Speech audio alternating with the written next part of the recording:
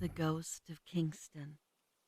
Take my hand as I bring you in the haunted house of Kingston Peninsula, one that is a true story that I lived and experienced as a small boy, one night back in the winter months of 1983.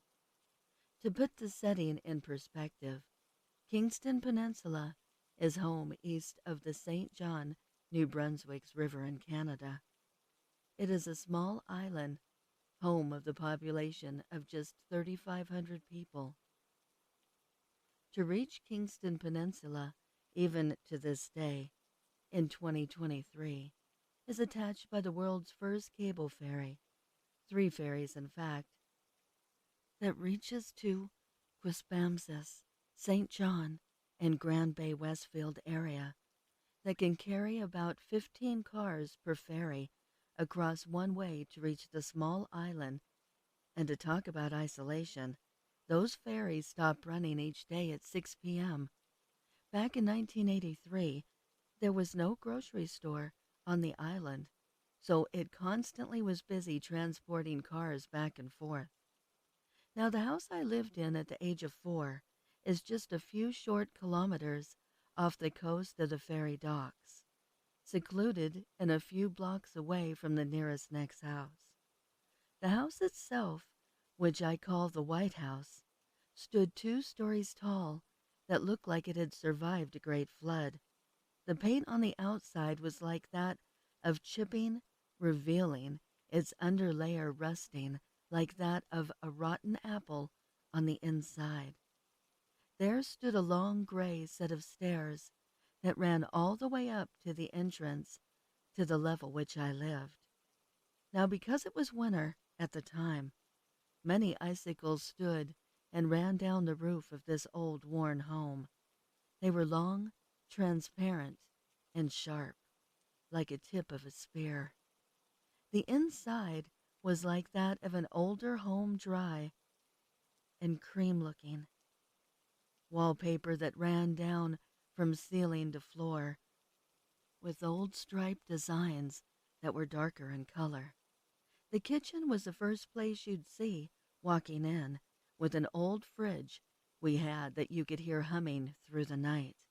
In fact, it was so quiet at night, you could hear just about anything if you listened closely enough. Along the side of the wall, we had an old wood stove we used to keep costs down for heating. It was a medium-sized charcoal, black in color wood stove that had a glass front that looked like a small cremation chamber on the inside. Straight from there was my brother's bedroom, with a door that barely hung onto its hinges without the doorknob, and to the right of that resided our living room, with an old circular carpet, beige and brown in color, made from a thick, sturdy wool that would scratch your feet if you walked across barefoot. Across from the living room, to the right, beside our old black and white rabbit ear television set, stood my parents' bedroom, and to the left is a bedroom where my 2 sisters and myself resided. On the inside of my room stood 2 beds, left and right, in each corner of the room, with a dark brown door being in the center. Now, I slept on the right side of my room, in the back against the wall, where I always felt more safe, behind my older sister. To the left slept my second sister, and above us, in the center of the ceiling, was a ceiling fan, very old, large and golden, circular casing with dark wooden arms with a short pull string that silently spun to keep the room air circulated. One cold January night of that year, in 1983, it was warm inside due to our nice and cozy wood stove. I had awoken under the sheets of my bed to a chill I cannot explain, a chill like you would visually see in that of a movie with frost building up and running along the side of the walls. Though there was no frost like that in a movie, the cold was there. It overrode the nice warm feeling of the wood stove that would have still been going, as I could hear it crackling in the distant background. As I started to lift the sheets over this small 4-year-old face and slowly wiping my eyes to why I had awoken, I had been sleeping on my back, so looking towards this lump in the blankets to the right of me, laid my older sister silently sleeping. Thankfully, she did not snore, I thought, as I slowly lifted myself up with my back against the cherry wood headboard. As I finished wiping my eyes and glanced over my sister's laying, sleeping body to the right, I see my other sister sleeping. She always had long blonde hair that looked like she had stuck her finger in an electrical socket, with her hair all over the place, covering her face. Because of this, I could not recall if she was sleeping with her face forward or left or right. My sister had the blankets right up to the top of her neck. She slept in white blankets that were white as snow in the dark, and what I was about to see was going to change my life and my way of thinking, even to this very day. As I looked down with these sleepy brown eyes, stood something I was not very familiar with. At the age of 4, I am not even entirely sure I knew the concept of ghosts at that point in my life. There stood a white figure, soundless and motionless, as it was standing just before the foot of my sister's bed. I could see it clear as I write this, standing about 6 feet tall, semi-transparent, and had very faint gray stripes running throughout the body from head to toe, like that of a tiger would have. The entity I call was just standing there staring at my sister, not moving at all.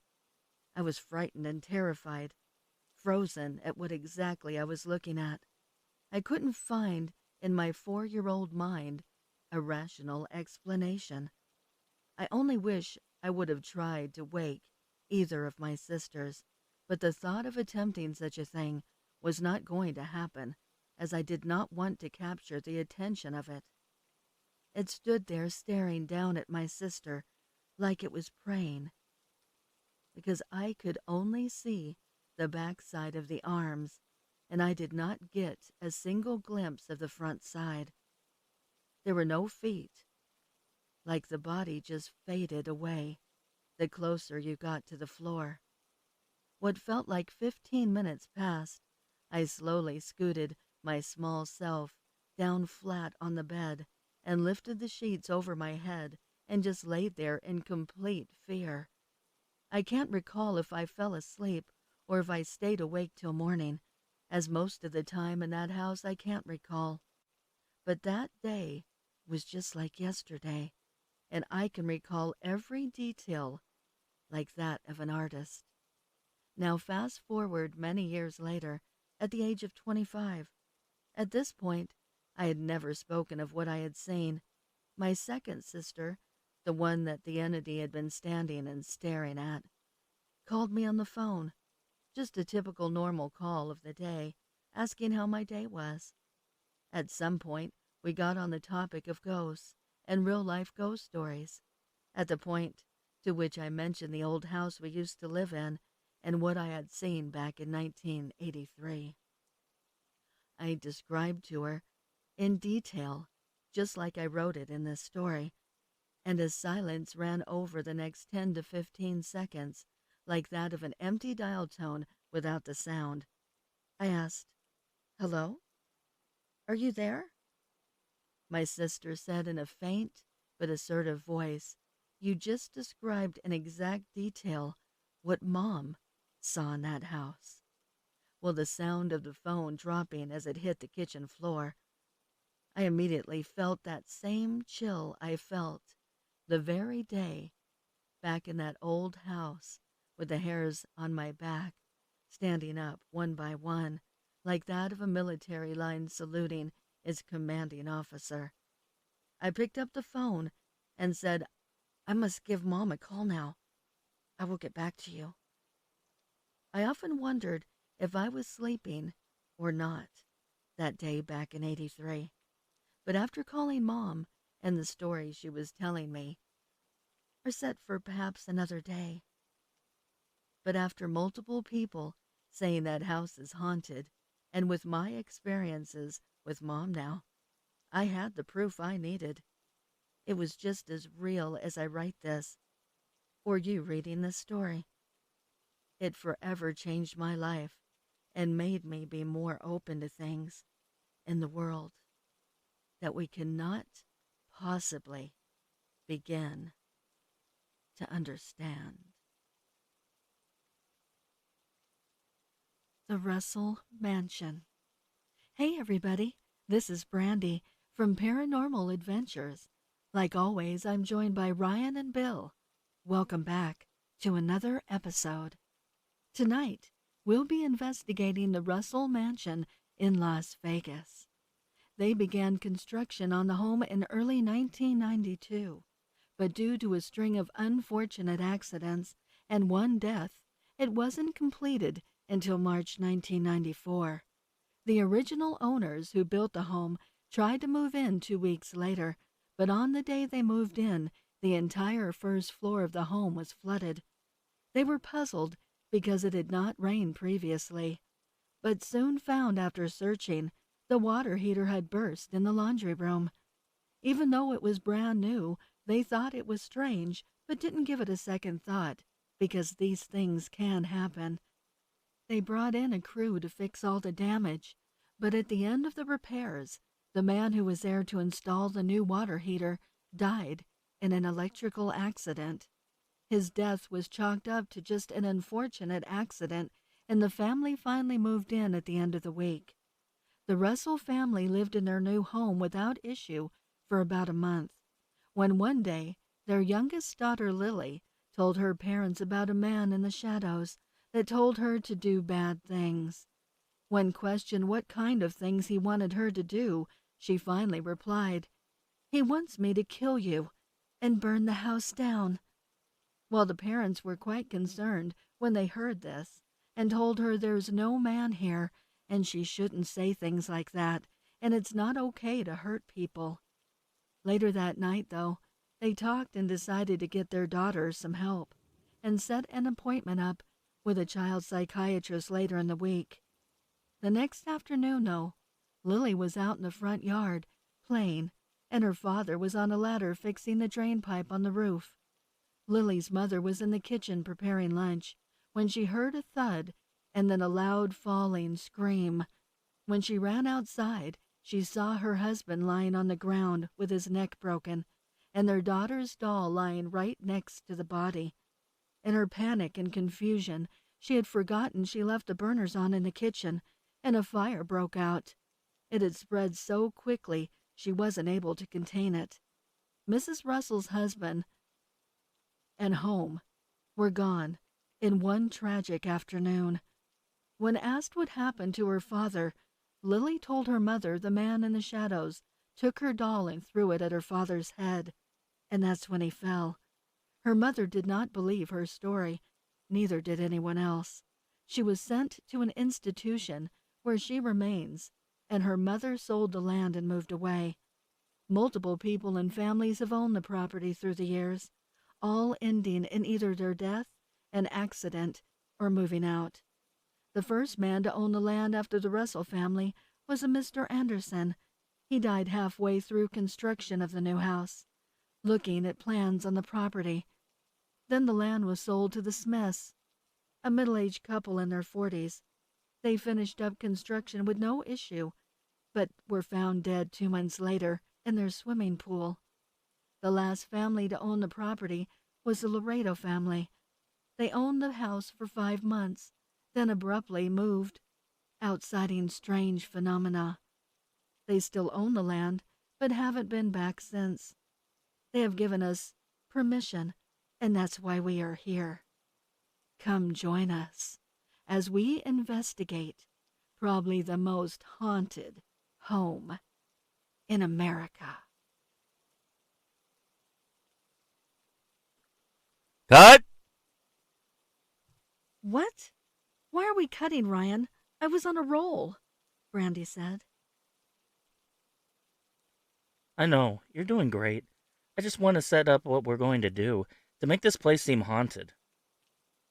What we usually do: pretend we hear noises, act like something touched us, call out temperature changes, and when two of us are investigating a room, the other makes some kind of loud noises in another part of the building. Just the usual game plan, boys, said Brandy. Let's give the people a good show, guys. Turn the cameras back on. All right, everybody. Welcome back. Ryan, Bill, open the doors. Oh, the smell. What is that? I don't know. And it's so damn cold in here. How? It's in the middle of summer. Shit. I can see my breath. Oh my God, Ryan. Bill, what the hell is that on top of the stairs? The video camera was found along with the 3 members of the Paranormal Adventures bodies. The camera footage had gone black right after Brandy had screamed, "What the hell is that?" But their screams could be heard. They were found 2 days later by the owners of the property. Not much was left. They were only identified by the camera footage and their dental records. No one knows why this property is cursed. Some say the plot of land is sacred land. Some say it is haunted by the worker that died during the original construction of the house. Whatever the reason, this is truly a cursed home. So whatever you do, please don't step foot in the Russell Mansion. The Haunted Nightclub. My name is Sam C. Washburn. There is really nothing special about me. I am an elderly man who helps clean a New York City nightclub called the Roaring Nightlife. This club has a nice bar with nice round tables to eat, along with a beautiful-looking dance floor. This particular nightclub is patron to the younger set of 21 to 30-year-olds. I enjoy seeing the young people have a grand time here, showing off all their latest steps with their boyfriend or girlfriend on the dance floor. Many of these young people are quite good dancers. I guess that's why they come to a club like this, because it has such a nice and big dance floor to show off their moves. This spooky occurrence happened to me on Friday night, February 10th, 2023, when the nightclub was ready to close. I had just finished cleaning up the place with some friends I work with and put on my regular clothes to go home again. But just when I was about to get into my car, I saw this big black limousine pull up beside the curb. What struck me about this car was it looked like it was from the 1920s, and it had an African-American driver in front, all decked out in his chauffeur hat and splendid black uniform and tie. The chauffeur got out and opened the door as 2 very good-looking 20-somethings got out, a man and a lady. They were in roaring 20s clothes. The lady was dressed in a splendid big brown fur fox coat and short skirt, looking very much like a flapper of old, with her short bob black hair, wearing a black ribbon around her head with a feather on top. The lady's boyfriend followed her, wearing his big brown fur coat with his suit underneath. He wore a straw hat on his head and black and white spectator shoes on his feet. They did not even seem to notice me staring at them in wonder as they quickly walked past me. It was 2 in the morning, and this particular club was closed at this time, and the door was locked. But to my utter amazement, the couple went right through the door like they were ghosts.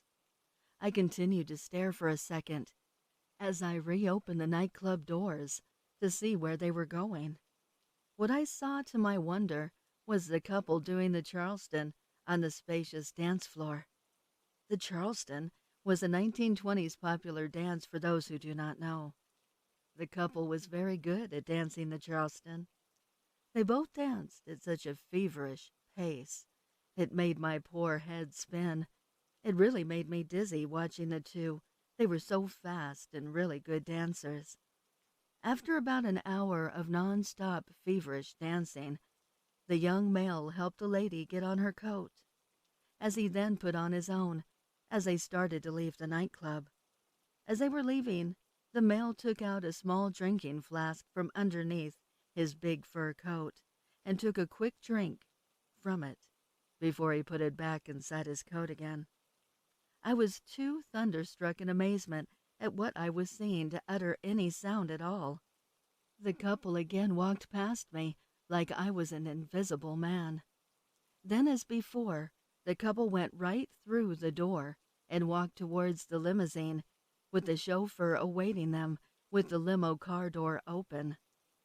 But just before the couple stepped back into the limo, they suddenly and surprisingly both turned towards me and smiled.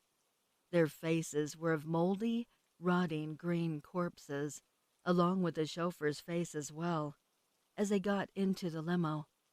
When the chauffeur closed the door behind them, he then slipped back into the driver's seat and closed the door, as the limo took off down the road. But just when it started to really take off down the busy New York City street, the limo totally disappeared in a fog. Again, I was looking in utter amazement at what I was seeing.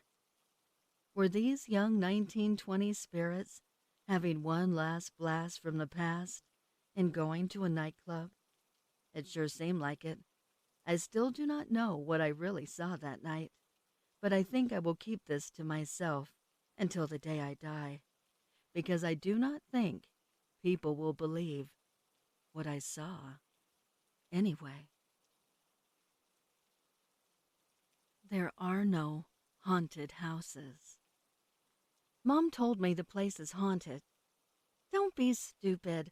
There are no haunted houses, said Will as they approached. He wasn't afraid of the challenge. Spending one night in an abandoned mansion might give you a chill, but that's why you bring a blanket. Why would a ghost stay and not float to a nicer place, like a beach? I don't think they're aware. Maybe it's like they're stuck in a memory, said Tom. Will shook his head and took the lead, pushing the flaking door open. The inside was silent as a graveyard, and the frame of light showed an old staircase. The gray floorboards crackled at the slightest tap. Just a couple of steps inside, his friend stopped. Johnny swallowed. I can't do this.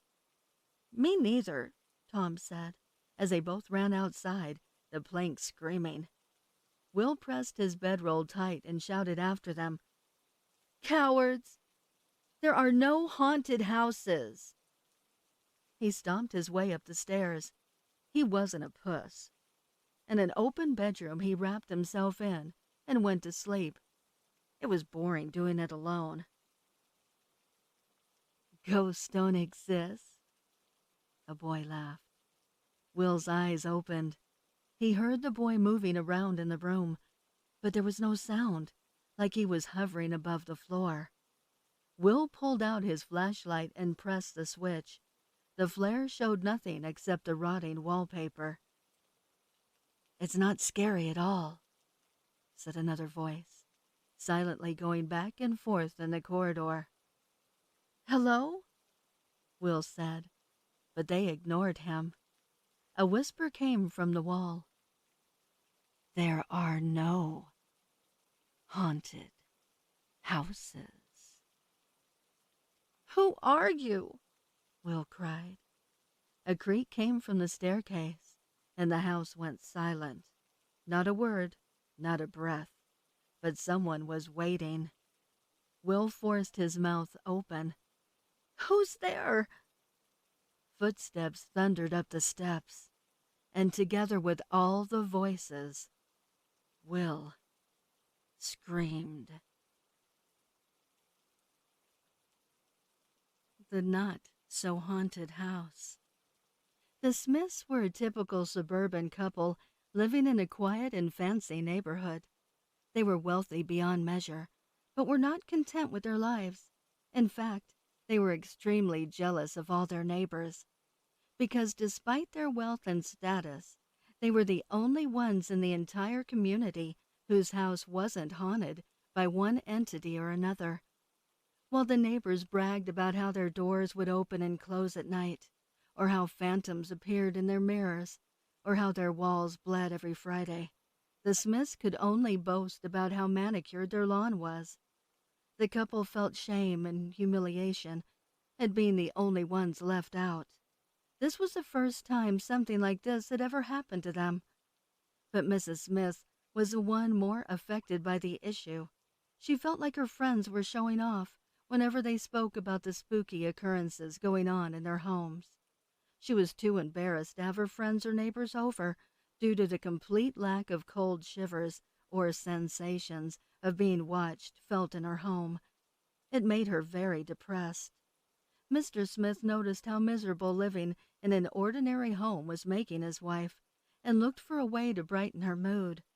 He would go to any lengths just to make his wife happy and more accepted in their community, and he eventually found a way to do just that.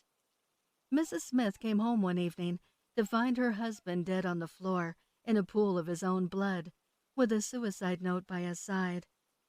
In the note, he wrote about how he would do anything for her, and how he hoped she was happy now.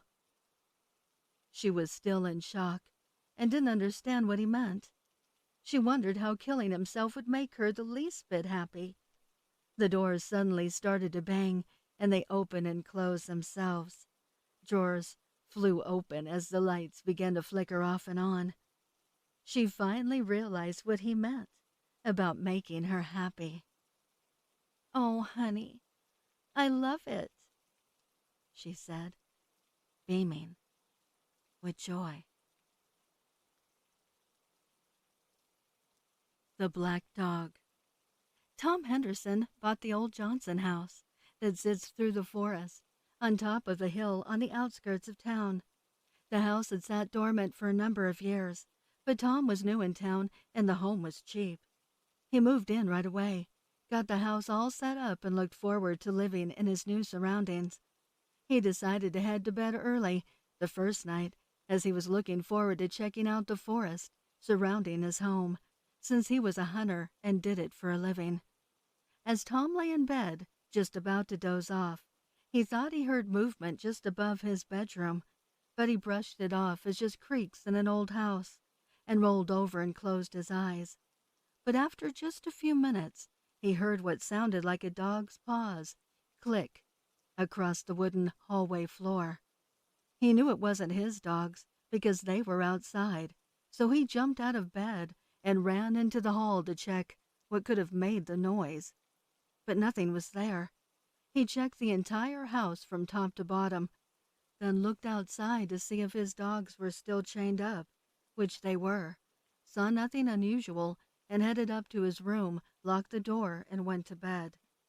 Tom woke the next morning quite tired from the goings-on of last night, brewed a pot of coffee, got dressed, picked up his rifle, gathered his dogs, and headed out. It was a cool morning. The autumn colors were starting to show on the trees. This is exactly what Tom moved here for. As he slowly moved through the forest, he happened upon a deer drinking in a brook. He kneeled down, shouldered his rifle, and fired, hitting the deer in the neck. As he walked towards his prize, he spotted a black object in the distance, almost stalking him it seemed. He got up and ran towards it.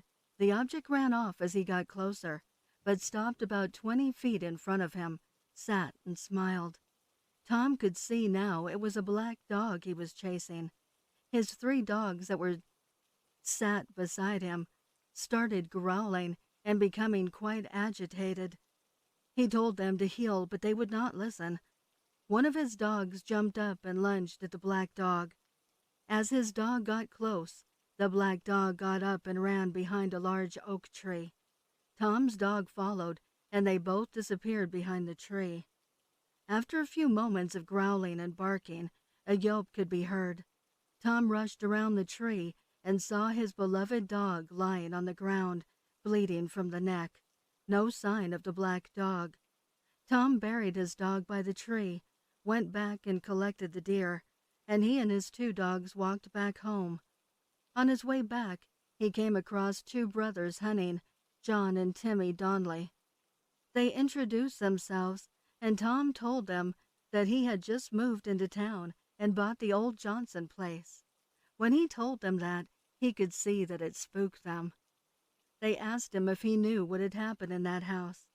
He of course said no, and what they proceeded to tell him he thought was preposterous.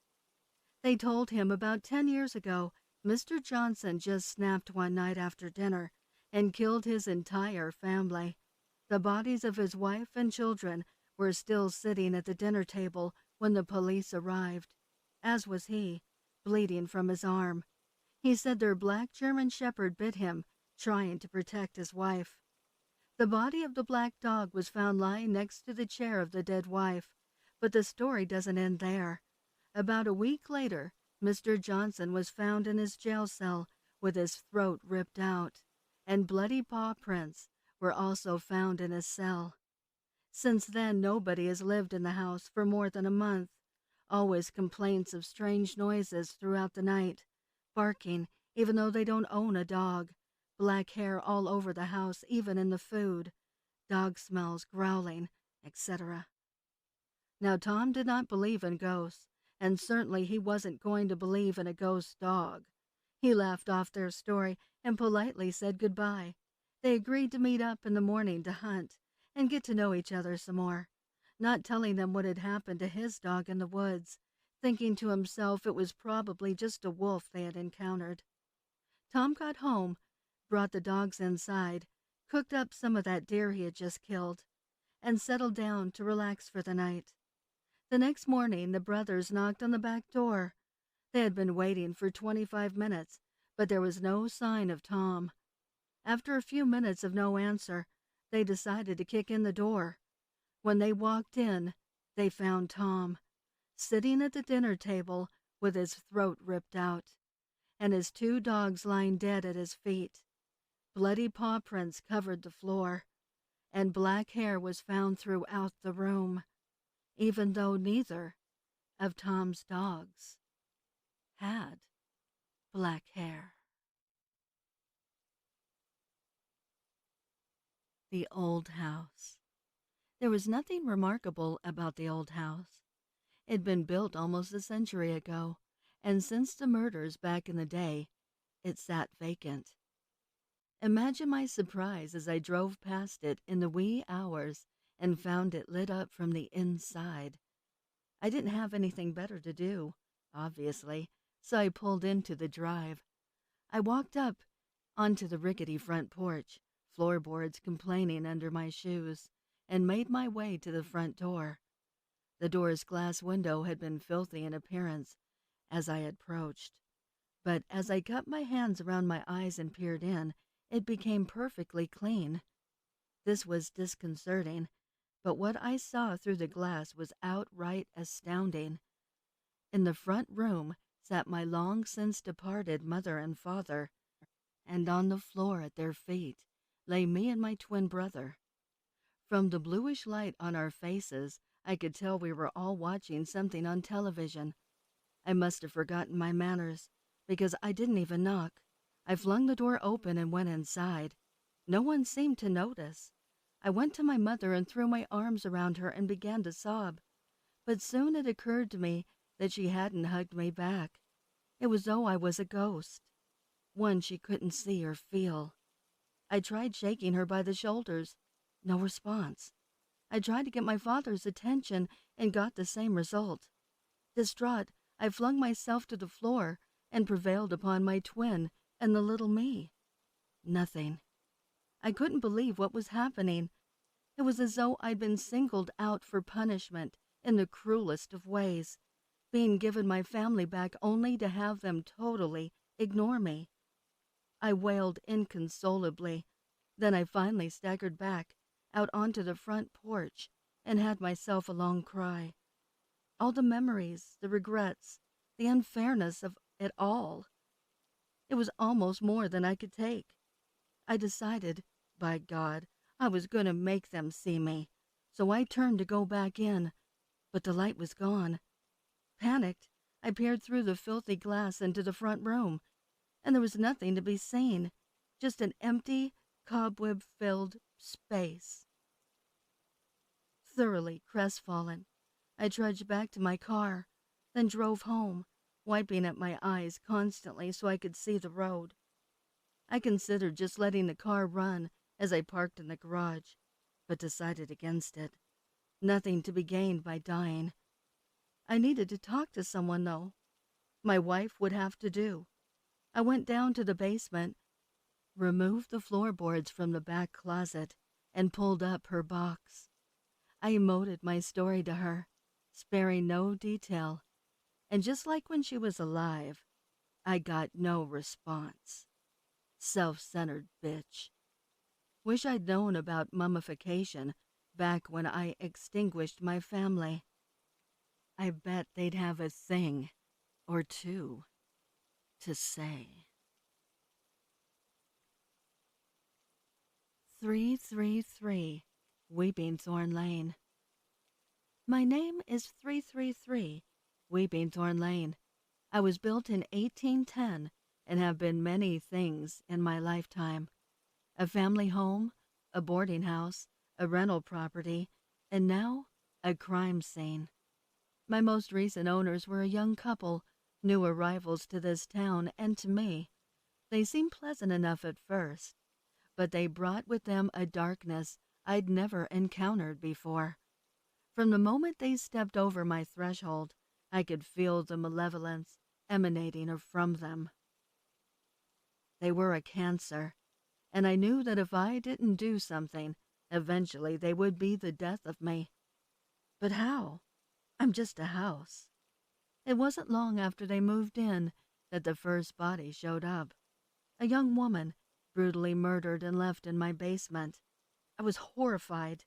More bodies followed, in the attic, in the bedrooms. There was one girl who hadn't made it past the front entryway.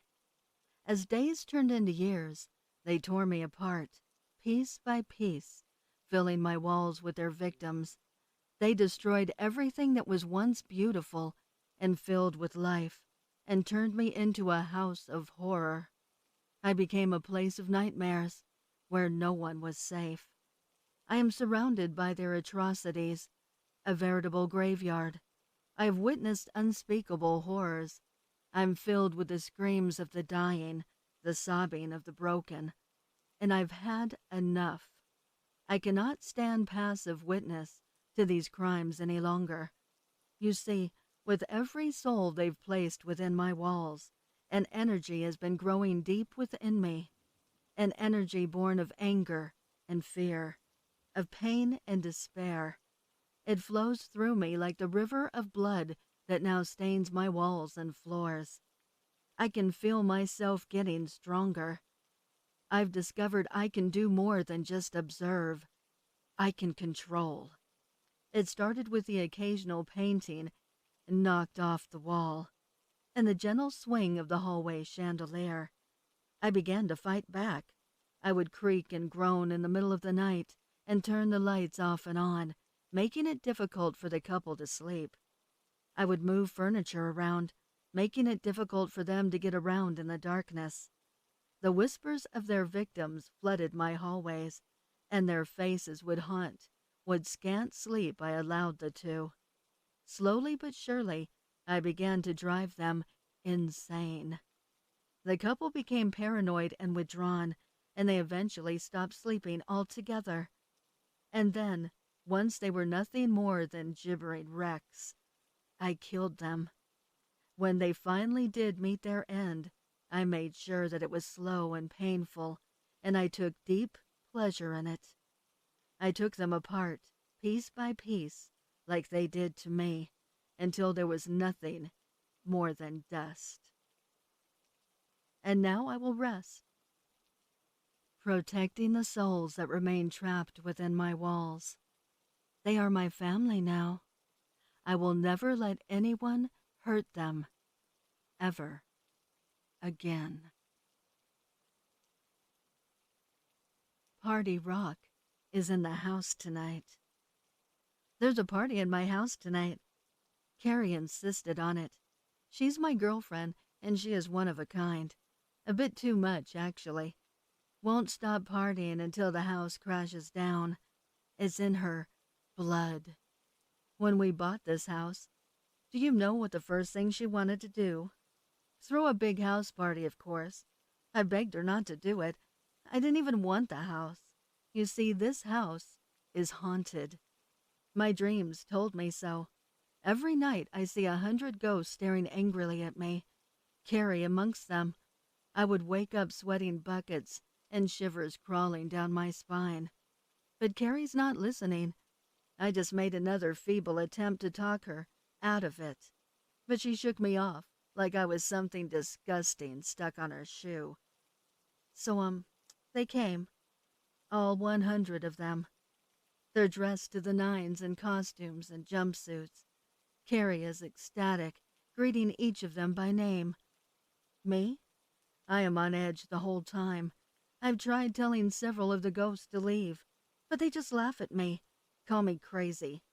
Say they come from far away and there is no way in hell they're going to leave so early. So I have come up with the most desperate solution yet. It is the only thing I can think of. Smoke them all out of the house. I start the fire in the kitchen, throw on a bunch more kindling, and then run out of the house. They'll thank me later. It's for their own good. And bonus, I'll burn down the ghosts, too. But it's been 20 minutes, and no one has come out of that house. I hear screaming inside. I can tell from the binging and banging inside the house that they're too drunk to find the exit. The house is crumbling now, and the fire is winning the war. Inky black smoke leaps up into the air and flaps around me like an ominous fog. I'm coughing. The world is starting to spin. I open my eyes to see the house as good as brand new. It's like the fire didn't happen at all. My head is pounding. Have the last few hours been a dream? But I'm tied to a chair, and I'm surrounded by all 100 partygoers. I can see right through them, and they're flickering gently, like a weak candle flame. Carrie is sitting by herself in the corner, crying. They're also glaring at me. Every single one of them. Furiously. I've always loved this house. I've always loved this house. It was my uncle's, the infamous painter, Alan Bluth. You will remember him as a guy who had some success with his photorealistic art, but really took off when he entered his surrealism phase, not long after he moved in here. His work was disturbing, dark, and fascinating. The paintings drew you in, but often induced anxiety in the viewer. Then, seemingly out of nowhere, he went crazy and ended his own life. Not here, though. He did that elsewhere. This was his sanctuary. Out in the woods, yes, but in a Disney way, not a Tim Burton one. There were times during the early evening, though, when the trees on the edges of the property cast long fingers of shadow. It spooked me a few times, if I'm honest. It's outside, though, so I feel safe enough. Despite the outward charm of the cottage, I've had an uneasy feeling living here the last few months. I discovered why a couple of weeks back. There is one spot, just one, where the walls meet the ceiling in the living room, that is wrong. My eyes always drifted over it before, never stopped and looked. There'd been no reason to, until a moth got in and settled on that cornice and just died. That's why I looked. I looked, but my eyes didn't want to fix on it. I could feel them trying to skitter past, as if the area was trying to be unobtrusive. At first glance, it was unremarkable. Just wall and ceiling, no mold, no cobwebs. A second look, though, and you'd see it. Whatever it was. The angles weren't just wrong, they were impossible. It was as if the cornice wasn't even part of reality, as if something else was bleeding through. Initially, I thought it was my eyesight. When a friend was over for dinner, I asked them to look. They looked once and were curiously reluctant to look again, but did as asked. They suddenly vomited. We both thought maybe they were starting a stomach bug and left early. 2 days later, they ghosted me, moved away, wouldn't answer my calls. Sent a text to me that just said, "Move out now, Chris," then blocked my number. I thought maybe if I didn't look at the corner that I would be fine. It's just a wall, right? But it's like a splinter in my brain, and despite my resolve, I kept staring at it. The way it seems to pulse now, the way the lines intersect and don't intersect and blur and flow like water. I just sit here staring at it, feeling this immense dread that has no rhyme or reason, and nausea that has no cause. My head pounds in pain, but still I keep staring. In the front yard, long shadow fingers creep closer to the house, and this time I'm not sure if it's outside reaching in or inside reaching out. I've always loved this house.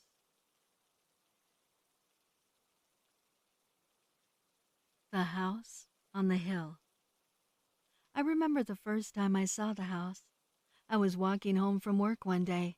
It was early evening, and the sun was setting, casting a golden glow over the world. The house itself was beautiful, a Victorian masterpiece, with gingerbread trim and a wraparound porch. It was like something out of a fairy tale, sitting there on the hill with its ivy-covered walls and stately turrets. I was in awe of it, though I don't remember seeing it before then, and I'd walked this street many times. Over the next few weeks, I became completely enamored with this house, almost as if it called to me, even invading my dreams. I would wake up each morning feeling like I had to visit the house. So that's what I did. I started visiting the house every day, just to look at it.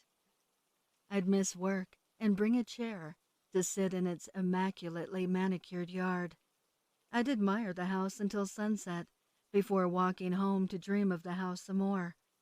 Once in a while, I'd notice a neighbor or two giving me strange looks, but surprisingly no one ever approached me to ask what I was doing. One day, I couldn't resist any longer, and before I knew it, I was standing on the front porch, ready to knock on the door. A shiver ran down my spine. The rational part of me knew there was something wrong with this whole situation. It wanted me to run the other way, but I couldn't. I knocked, and after a moment, the door swung open of its own accord. I took a step back, startled, but then I heard a voice inside my head, beckoning me to come inside. The voice was soft and seductive, and before I could argue with myself, I was crossing the threshold into the house. I was just taking a quick look around to ease my curiosity, I told myself. It was dark inside, and the air was thick and heavy, and smelled heavily of decay. It was almost suffocating. I tried to turn back the way I came, but it was like the house was holding me captive. I was trapped, unable to move. I was caught in a web, and the house was a spider. I could feel the house contracting around me like it was breathing.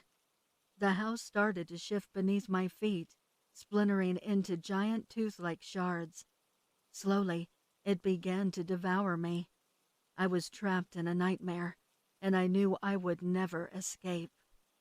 The voice was all around me now, whispering in my ear, telling me to relax and let go. I felt myself sinking into the darkness, and the last thing I remember before I lost consciousness was the sound of laughter echoing through the house.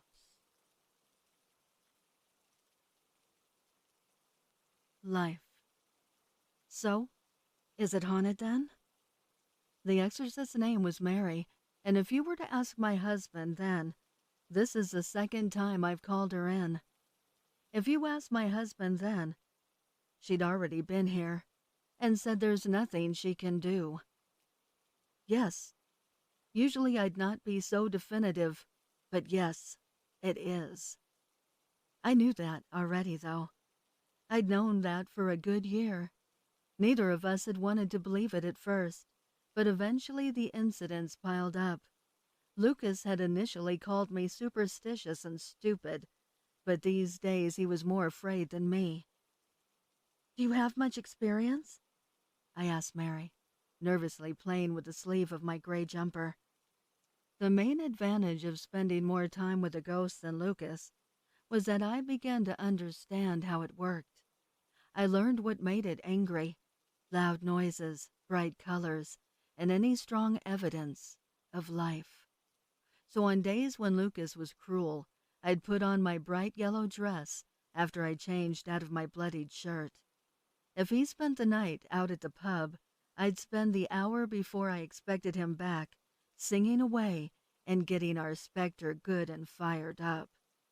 I couldn't retaliate myself, but now I finally had someone to do it for me. Yes, all my family does, Mary told me. Our ghost couldn't be confused with a guardian angel. I was just as likely to be attacked as Lucas was, but I'd lived with one monster for years, and I was more than willing to put up with this new violence than the old familiar kind. We couldn't afford to move, and Lucas was now trapped in a similar way to the manner he'd spent our whole relationship trapping me. First with love, then obligation, and then 1,000 little snares.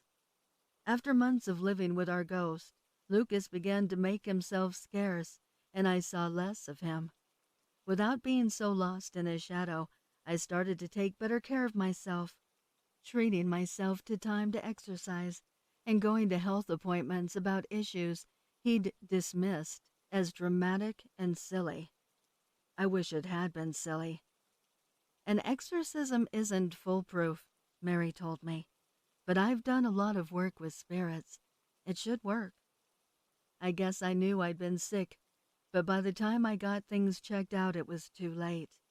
I was strangely calm about it, but one of the things that upset me the most was that after all this, Lucas had won.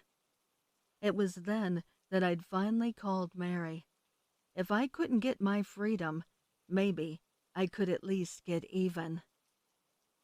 That isn't what I want, I said.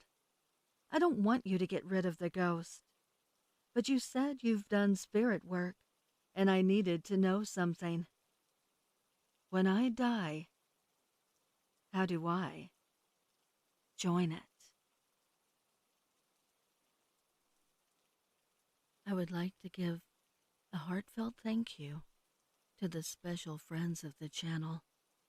Your generosity means the world to me. If you would like to support the channel, the link is below in the description. Also, please send me your stories to duchessofdarkness27@gmail.com. You can also find me on Instagram at duchess.ofdarkness or Twitter at duchessofdarkn2. I want to thank you all for your support, your kindness, and your encouragement. I appreciate it so very much. Until next time.